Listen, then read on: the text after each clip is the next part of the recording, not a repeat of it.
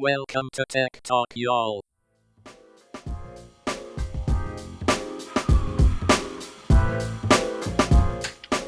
Hello, and welcome to Tech Talk, y'all, episode 356. I'm Sanjay Park. And I'm Adam Walker, and we've got a great episode for you today, brought to you by our companies TogetherLetters to help you stay connected to the people that matter to you without having to be on stinking social media, and Edgewise.Media. Stinking social media. Yeah, Edgewise.Media if you want to create a podcast as amazing as ours. So yeah.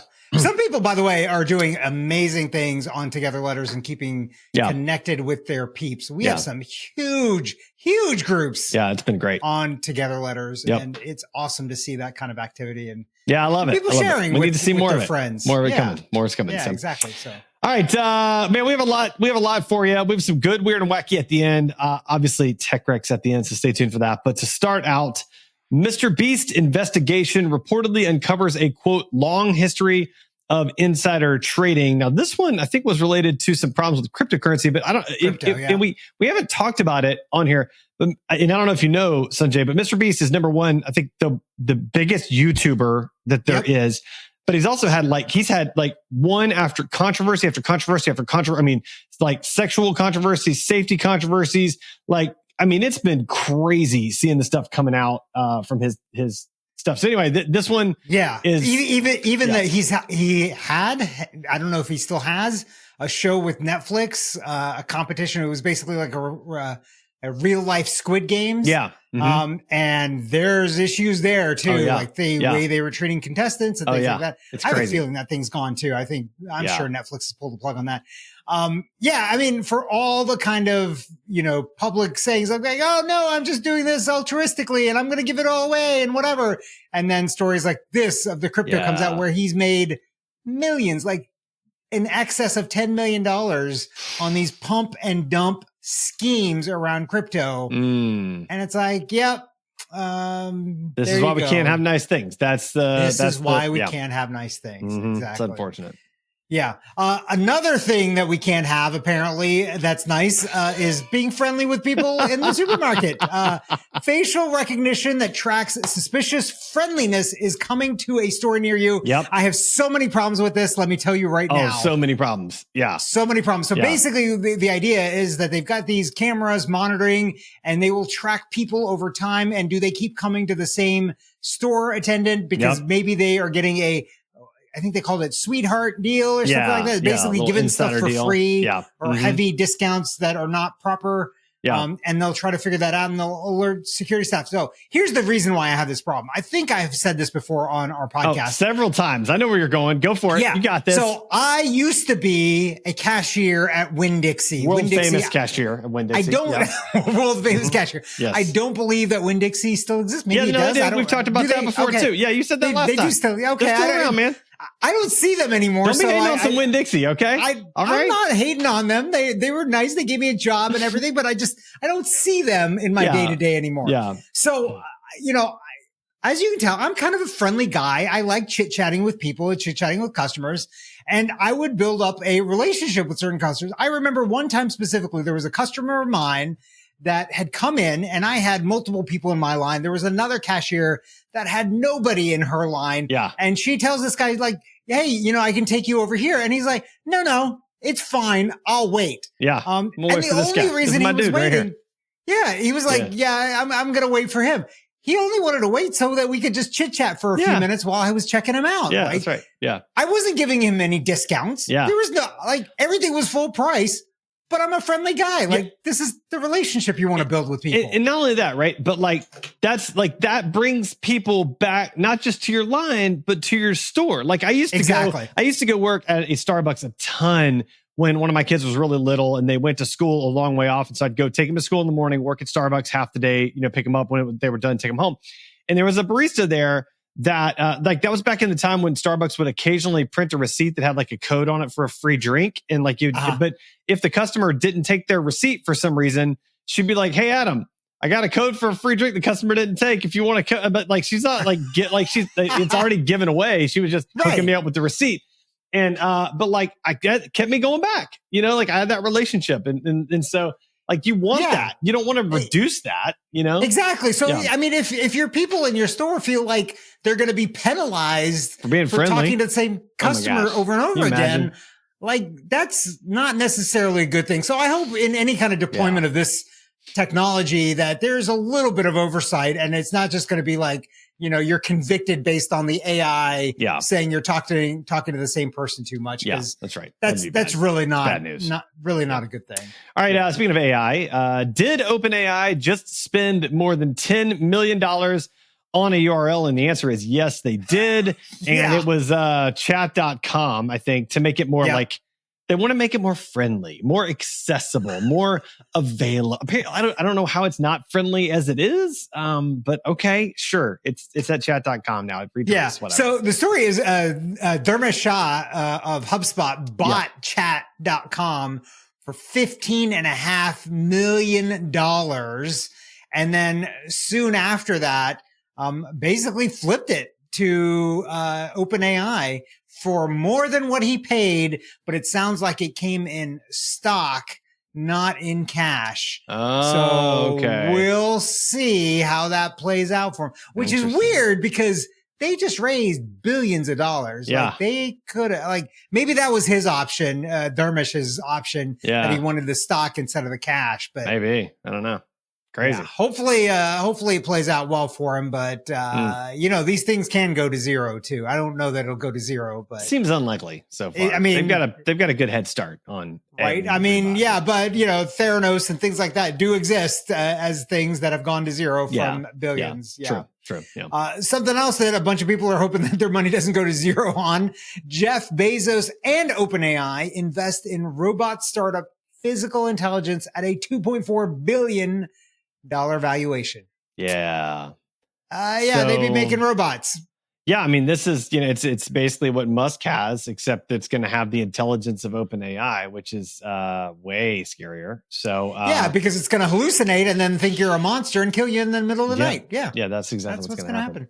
I'm anticipating it. So it's a good thing. There's plenty of guns in the U.S., so I can store them up to fight the robot rebellion. So, I think this is the making of a great Halloween. Well, we're gonna talk more about that in a minute. Like more about So, all right. So, Amazon gets FAA approval for new delivery drones as it begins tests in Arizona. I feel like this is a story that's on repeat.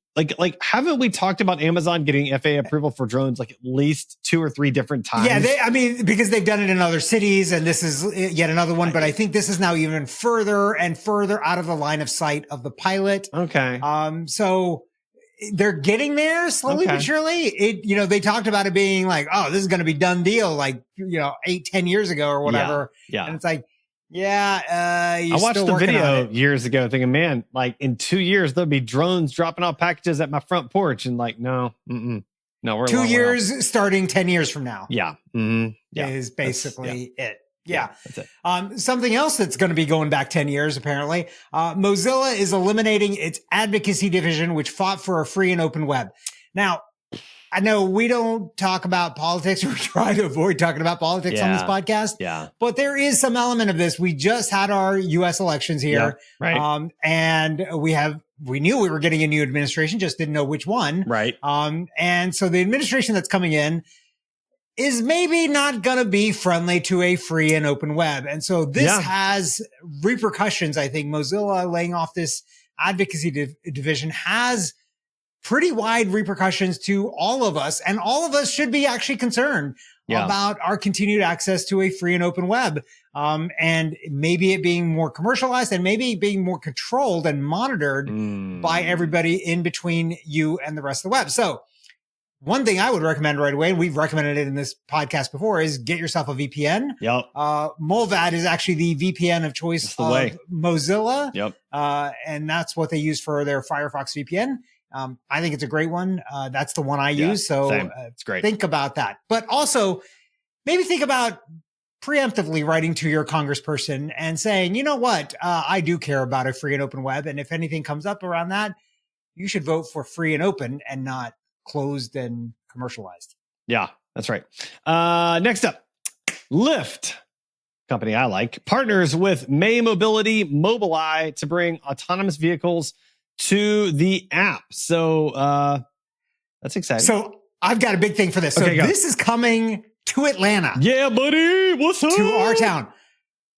I think you and I need to do a special episode of Tech Talk Y'all where we go and ride in one of these things. What do you say? That's right. Yeah. Yes. Okay. Yeah. Okay. So the minute we have access to this in Atlanta, we're going to go out and we'll do a full on video and we are going to do this thing, put our lives in the hands of a robot somewhere that we were just talking about hallucinating and killing all of us. No, it's going to be great. It's going to be so good. It's going to be so good. We'll see what happens. Look at it this way. I vote to not go on the highway though, by the way, with this. Like, I'm cool with whatever. But here's the thing, right? So as it relates to an autonomous vehicle, if I'm going to be in the proximity of one, would rather be inside of said vehicle than outside of said vehicle. So like, that's all I'm trying to say. Like, so if I'm booking the ride, I'm good to go, man. Like I got airbags, I got seatbelts, I got steel all around me. Like I'm all set. So I'm down. I'm down with it. This is a very good point. That's what I'm saying. Very very good point. You don't want to be the pedestrian. I don't. That's a bad idea. That's a bad place. So listeners, if you don't follow us on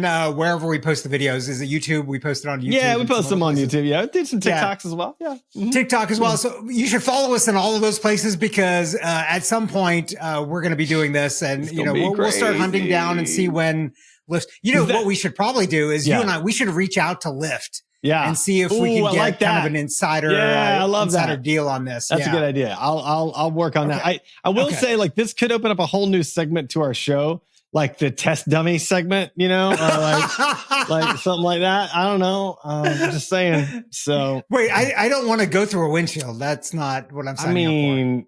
If one of us has to, I feel like you're likely to be more intact with your cranial noggin. I got my cranial noggin. I don't know. That was a moment like Michael Scott where it's like you start a sentence and you hope you're going to figure out where it's going before you get to the sentence. Sometimes I just start talking and I don't know how it's going to end. That is true. It does happen, and it just did. And you saw the end result, and it was not good. So.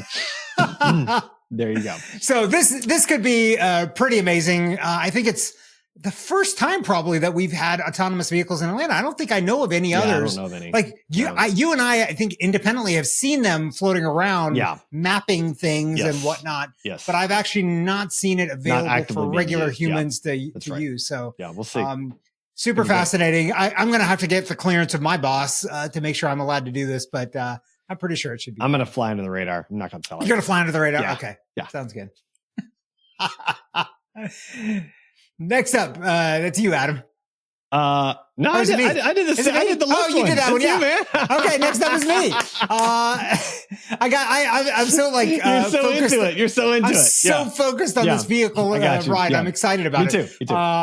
We're gonna have to figure out things to do inside the car while we're filming this too. Oh, I got all kinds of ideas. It's gonna be dangerous. Awesome. Yeah. Next up, sales surge. Back to the kind of politics talk. Sales surge for dystopian books after Trump election victory.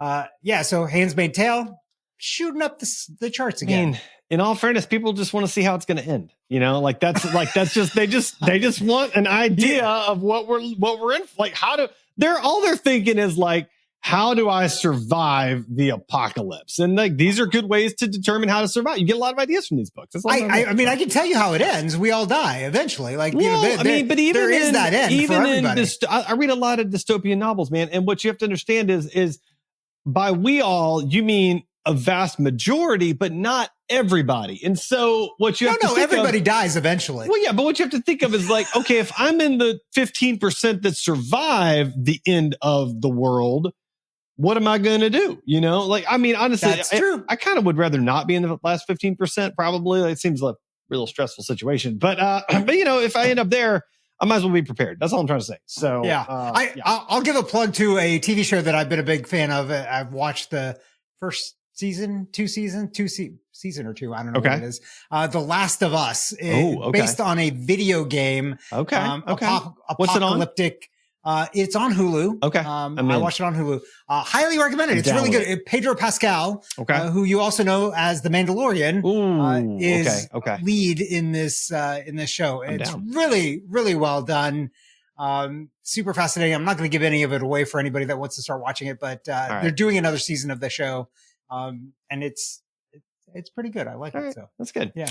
All right. Back on to science and, other things. Scientists uncover, quote, salt shaker breakthrough in quest for limitless energy. Here's how it could transform the future. Sanjay, explain this to me as though I'm in elementary school.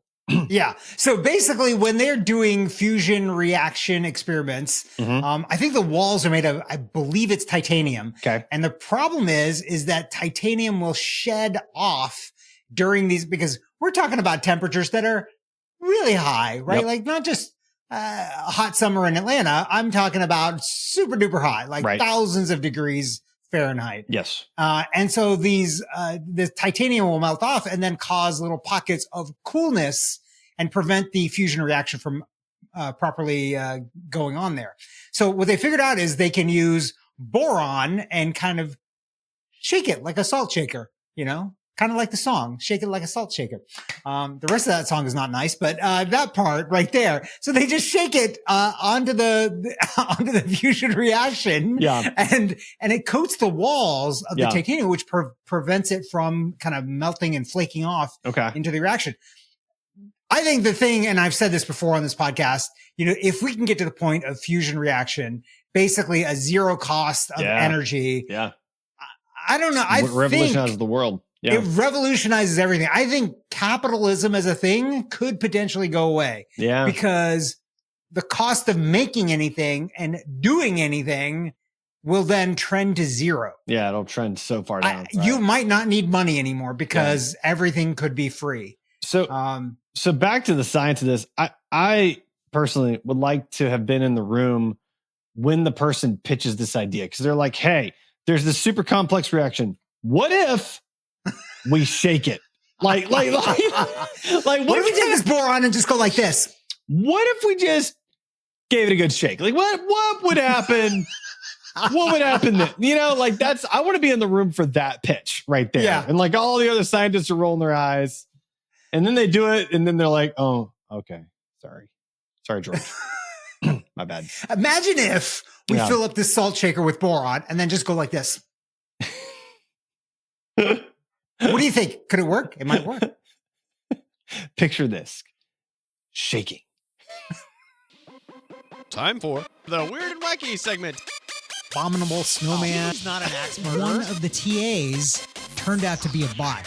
All right, Sanjay, it's Weird and Wacky time. I think it's your turn, actually. So I think it is. Yeah. So call back to the thing that we talked about before about Halloween and robots killing you and scary nightmare things. Sometimes they also just don't show up because thousands go to a fake AI invented Dublin Halloween parade. Also, I didn't realize that they celebrated Halloween in Ireland. Yeah, go figure. People like to dress up everywhere, I guess. Yeah. I mean, it's not really an American holiday. It's just a holiday. It's international fun is what it is. It's International Candy Day, basically. So a bot farm in Pakistan, apparently there's a website and it generated a story about a Halloween parade in Dublin, a news story that got picked up because of SEO by news and media outlets, and thousands of people showed up for this, and there was no parade. All right, so I have another back to our dystopian novel conversation. I think this is the beginning of my dystopian novel, and it's going to be the AI decides it wants to take over, but instead of doing what it does in all the other AI, all the other dystopian novels, it just turns on people and starts killing them. Instead, it's really smart and it gathers them all in one location.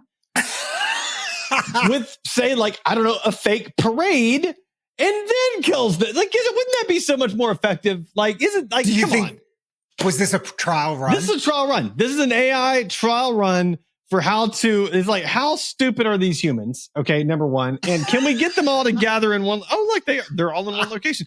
Great. I think one missile would probably, Yeah, that takes them all out. Okay, great. So, I mean, it's like that. Blast radius. They fit all inside the blast radius. It's all good. There's a whole comedy bit related to that I will not go into here because I could not do it justice, but I'll send you a link later. So, okay. By the way, this article came to us from our friend Mickey, who saw this and sent it to us. And by the way, if any of our listeners ever see a really good tech news, send them over. Weird and Wacky, all day long, whatever it is, send it to us. Yeah, my dad sent us a bunch. He sends me stuff on a regular basis. Sometimes it's not a good fit, but a lot of times it is, and it makes its way to the show. Yeah, right, exactly. So send it to us. We would love to take a look at it. We love listener submissions. And we'll give you credit like this on the show if we use something. Yeah. I mean, if you don't want us to give you credit, if you want to stay under the radar and privacy then we'll focused, just straight steal it and pretend it was our idea, which is fine too. 100%. Yeah, I'm all for that. 100%. So, yeah. All right. It's my turn. Sorry. Most mysterious song on the internet finally identified. What's this one about? Yeah. So there was a song apparently that was recorded off the radio, I think in 1984. Okay. And somebody posted it in, I don't know what year this was, like in 2000. Yeah, it's been circulated since 2007. Okay. They posted it on Reddit and nobody was able to identify this song. It floated around for 12 years or something like that. Nice. Until somebody finally came across a reference to a song in a newspaper article from, I think, the 80s. Reached out to one of the band members, got some samples of music, and then finally matched and discovered what this song is. Nice. And the thing that I think is fascinating about it is like, you think that everything is discoverable and on the internet, but you know what? There's still a lot of things that are not. Yeah, that's true. That's true. I mean, this was a band that was around for a while in the 80s and whatever, and they made a bunch of music and you couldn't figure it out until somebody stumbled upon the right kind of bits and pieces of information. So I think that's kind of neat, actually. That is kind of neat. Yeah. I mean, and like the internet can even figure out things that take a significant amount of time to figure out too, which is kind of fascinating in its own right. So but it was all people powered. It was not computer powered. I like people powered. So fight the computers. Fight the power. Tech wreck, time to get your tech wreck. Tech wreck. Chicky. Tech wreck. Time to get your tech wreck. All right, Sanjay, it's Tech Wreck time. What do you have for us this week? So I got something pretty kind of nerdy-ish for you, which is not unexpected, but it's this. What is it called? It's the FNIRSI. I don't know. That's the company name. USB tester. And this is what it looks like. This is a little gadget that's got a bunch of, if you're watching the video, you can see this. Yeah. It's got a bunch of ports on it. And you can actually, and when it's powered up, it's not powered up when I'm showing to you because it's not plugged in, but it basically gives you a lot of metrics about the USB interface and how it's connected to one of your devices. So if you've ever plugged in your phone and it's not charging as fast as it can, you've got to wonder, like, is it the plug? Is it the cable? Because it can be the cable. And what I've discovered with this and some of the reviews of this, people are like, oh, some of the anchor cables are actually higher resistance than they should be, and they don't perform as well as they could be based on the specs. And there are other cables that are better. So this thing will actually let you test USB cables as well, but it'll also let you monitor fast charging in a couple of different mechanisms. It gives you information about the waveform of the power, like a bunch of like doubly nerdy stuff that if you're really into it, you can look at it, but really kind of understand if your devices are performing the way that they should be to the optimal speed. Because nowadays, we've had so many USB different specs. And it's hard to identify which cable goes to which spec and whatever. And does this cable do 100 watts or is it only 40 watts or is it, 3 watts or 10 watts or whatever it is? It's hard to identify that. And a tester like this will help you identify those cables that are going to perform the best in your setup. So, all right. So what you're describing is a specific type of technology category for me. Okay. And what that category is it's something I would buy. It's something I would look at and go, oh, I don't really understand anything this stuff is telling me. And then I would ask Sanjay. That's the trajectory of this like sort of thing.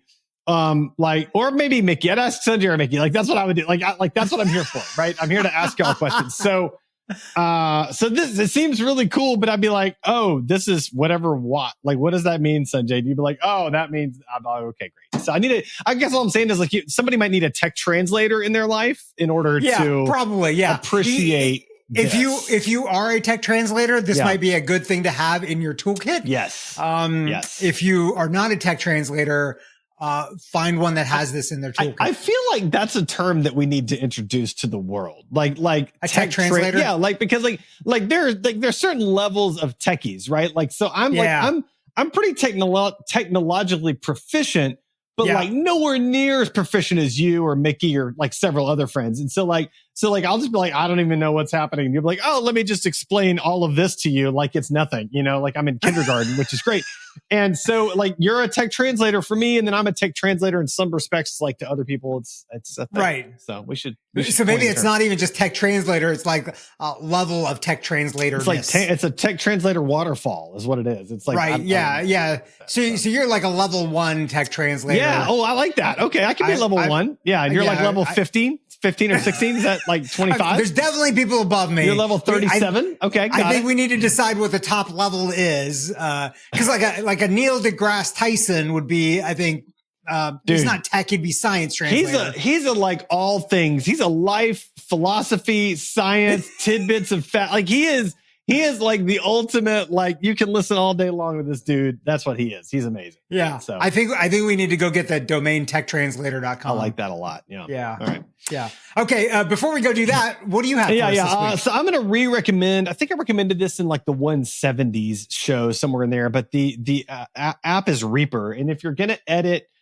It does some video editing, not like really fancy video editing, but easy video editing and quick, or audio editing. Man, it is fantastic for quick audio editing. I like it much better than Audacity, which is open source. I think Reaper is free for personal use up to a certain point, but if you're going to use it commercially, it's like very cheap anyway, like $100 or something.